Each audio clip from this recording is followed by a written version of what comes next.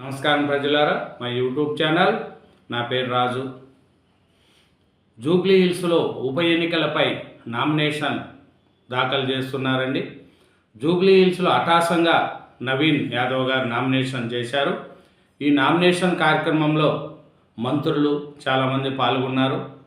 మంత్రులు పొన్నం ప్రభాకర్ గారు, వివేక్ వెంకటస్వామి గారు, మేయర్ గద్వాల్ విజయలక్ష్మి గారు, ఈహెచ్ హనుమంతరావు గారు, అజారుద్దీన్ అవన్నీ అందరూ కూడా ఈ కార్యక్రమంలో పాల్గొన్నారు.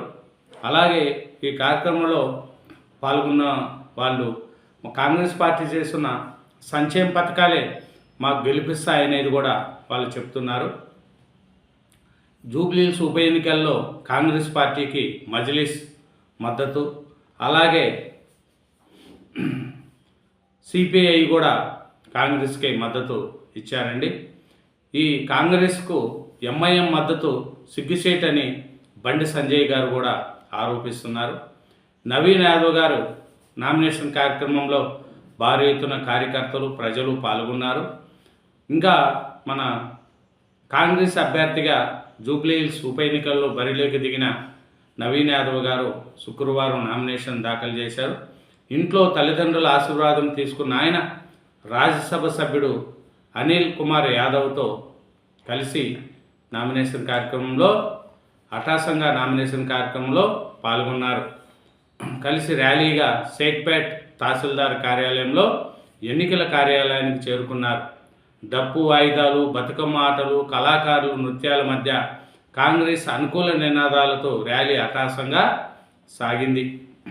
మంత్రులు పొన్నం ప్రభాకర్, వివేక్ వెంకటస్వామి, మేయర్ గద్వాల్ విజయలక్ష్మి, కాంగ్రెస్ సీనియర్ నేత హనుమంతరావు, కార్పొరేటర్ సిఎన్ రెడ్డితో కలిసి 2 సెట్ల నామినేషన్ పత్రాలను రిటర్నింగ్ అధికారికి నవీన్ యాదవ్ గారు అందజేశారు. ఈ సందర్భంగా మంత్రి పొన్నం ప్రభాకర్ గారు మాట్లాడుతూ జూబ్లీహిల్స్ ఉప ఎన్నికల్లో తమ పార్టీ విజయం సాధించి తీరుతుందనేది కూడా ధీమా వ్యక్తం చేశారు. కాంగ్రెస్ అమలు చేస్తున్న సంక్షేమ పథకాలు, అభివృద్ధి కార్యక్రమాలే తమ విజయానికి దారులు వేస్తున్నాయని, 10 సంవత్సరాల పాటు మున్సిపల్ మంత్రిగా ఉన్న కేటీఆర్ జూబ్లీహిల్స్ నియోజకవర్గాన్ని ఏం అభివృద్ధి చేశారని ప్రశ్నించారు. పార్లమెంటు సభ్యుడిగా కేంద్ర మంత్రిగా ఉన్న కిషన్ రెడ్డి కూడా నియోజకవర్గ అభివృద్ధిపై నిర్లక్ష్యం వహించారని కూడా ఆరోపించారు. నవీన్ యాదవ్ గారిని భారీ మెజార్టీతో గెలిపించాలని పొన్నం ప్రభాకర్ గారు మాట్లాడుతున్నారు. ఇంకా చూసుకుంటే ఈ కార్యక్రమంలో కార్పొరేటర్లు సంగీత యాదవ్, పి విజయారెడ్డి, గ్రంథాలయ సంస్థ చైర్మన్ రియాజ్, మాజీ ఎంపీ అజారుద్దీన్ కూడా ఈ కార్యక్రమంలో పాల్గొన్నారు. నామినేషన్ అనంతరం నవీన్ యాదవ్ బంజారాహిల్స్ రోడ్ నెంబర్ 2లోని మసీదులో ప్రార్థనకు వచ్చిన ఎంఐఎం అధ్యక్షుడు ఎంపీ అసదుద్దీన్ కలిసి మద్దతు కోరగా అందుకు ఆయన సముక్తత వ్యక్తం చేశారు. అనంతరం మీడియాతో మాట్లాడిన అసదుద్దీన్ ఈ ఉప ఎన్నికల్లో కాంగ్రెస్కు తమ మద్దతుని స్పష్టం చేశారు. ఇంకా చూసుకుంటే మన నవీన్ యాదవ్ గారి యొక్క ఆస్తులు ఏమి అనేది కూడా ఒకసారి మనం చూసుకున్నాం. ఇంకా ఈ సిపిఐ దీంట్లో చూసుకుంటే 10 ఏళ్ళు బీఆర్ఎస్ పాలన ఉండి కూడా జూబ్లీహిల్స్ నియోజకవర్గానికి ఏం చేయలేదనేది కూడా కాంగ్రెస్ వాళ్ళు చెప్తున్నారు. 2023 అసెంబ్లీ ఎన్నికల సమయంలో అనారోగ్యంతో బాధపడుతున్న మాగంటి గోపీనాథ్కు బీఆర్ఎస్ టికెట్ కేటాయించడమే తప్పన్నారు. సానుభూతి కన్నా అభివృద్ధి ముఖ్యమని ఆయన స్పష్టం చేశారు. మరోవైపు సిపిఐ కూడా ఈ ఉప ఎన్నికల్లో కాంగ్రెస్కు మద్దతు ప్రకటించింది. పార్టీ మద్దతు కోరుతూ మహేష్ గౌడ్ శుక్రవారం సిపిఐ రాష్ట్ర కార్యదర్శి కూనంనేని సాంబశివరావు, జాతీయ కార్యదర్శి పల్లా వెంకటరెడ్డిని తదితరులను కలిసి మాట్లాడగా వారికి సముఖత తెలియజేశారు. ఇంకా ఏం చేస్తున్నారంటే నవీన్ యాదవ్ నామినేషన్ ర్యాలీ అంతర్రాష్ట్ర రౌడీల ప్రదర్శనగా కొనసాగిందని ఎమ్మెల్యేల దేవిరెడ్డి సుధీర్ రెడ్డి ఆరోపించారు. ర్యాలీలో పాల్గొన్న వారంతా కత్తులు, కటార్లతో ఈరంగం చేశారని, ఆ ప్రదేశం అంతా రౌడీలతో నిండిపోతే పోలీసులు చోద్యం చేశారని కూడా ధ్వజమెత్తారు. ఇంకా జూబ్లీహిల్స్ ఉప ఎన్నికల్లో కాంగ్రెస్కు మజ్లిస్ పార్టీ బహిరంగ మద్దతు ప్రకటించడం సిగ్గుచేటని కేంద్ర మంత్రి బండి సంజయ్ గారు కూడా ఆరోపిస్తున్నారు. ఇంకా బండి సంజయ్ గారు ఏమంటున్నారంటే అసరుద్దీన్ కాంగ్రెస్కు శాసిస్తాడు, అక్బరుద్దీన్ బీఆర్ఎస్కు సలహా ఇస్తారు.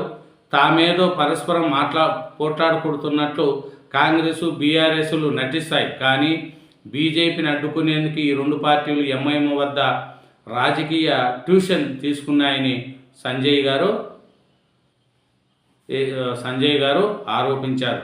ఇంకా నవీన్ యాదవ్ గారి ఆస్తులు చూసుకుంటే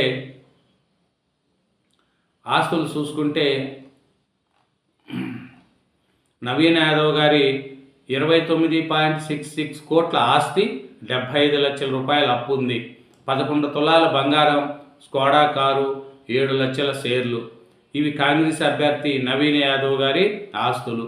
నవీన్ యాదవ్ గారి ఆస్తులు చూసుకోగలిగితే స్థిరాస్తుల విలువ 29.66 కోట్లు, అప్పు 75 లక్షలు, ఆయన చేతిలో 4 లక్షల నగదు, 5 బ్యాంకుల ఖాతాల్లో 37.6 లక్షల సొమ్ము, ఒక స్క్వాడో కారు, 7 లక్షలు విలువ చేసే షేర్లు, 11 తులాల బంగారము, ఆయన పేరిట 14.39 ఎకరాల వ్యవసాయ భూమి, యూసఫ్గూడలో 860 గజాల ఇంటి స్థలం ఉన్నాయి. ఆయనపై 7 క్రిమినల్ కేసులు ఉన్నాయి. ఇంకా ఆయన భార్య వర్షా యాదవ్ వద్ద 2 లక్షల నగదు ఉన్నాయి. ఆమె పేరిట ఉన్న 2 బ్యాంకు ఖాతాల్లో 10,000 రూపాయల సొమ్ము, 2 కిలోల బంగారం, 15 కేజీల ఎండి, 4.3 ఎకరాల వ్యవసాయ భూమి, 466 గజాల స్థలంలో ఇల్లున్నాయి. ఆమె ఆస్తుల విలువ మొత్తం 5.75 కోట్లు.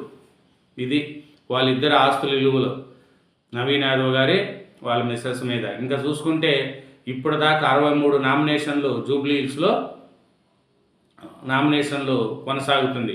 నామినేషన్ల దాఖలకు 21వ తేదీకి తుది గడువు కాగా ఇప్పుడు దాకా 63 నామినేషన్ల దాఖలు అయినాయి. కాంగ్రెస్ అభ్యర్థి నవీన్ యాదవ్తో సహా 17 మంది అభ్యర్థులు 23 సెట్లతో శుక్రవారం నామినేషన్ దాఖలు చేశారు. బీజేపీ అభ్యర్థి అయితే లంకల దీపక్ రెడ్డి 21న నామినేషను వేయనున్నారు.